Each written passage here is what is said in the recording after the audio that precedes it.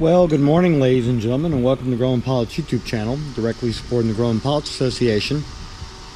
And this morning we're looking at a rivet removal tool.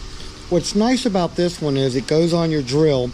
As you can see, when you get on the head, it brings out the drill bit to drill through the center. This is especially helpful when you have blind fasteners like Cherry Max and other hi-locs.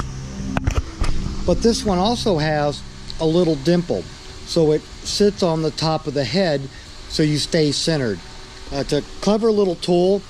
We just happened to borrow it. Ours is on order. It should be here tomorrow.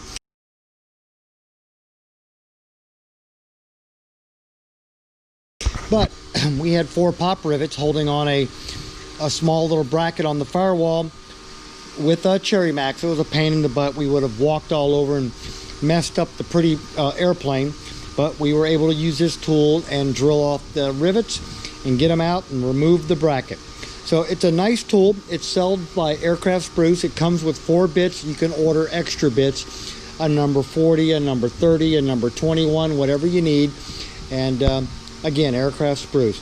So we hope you found all this useful and informative. Thanks for watching, and have a good day flying your Grumman.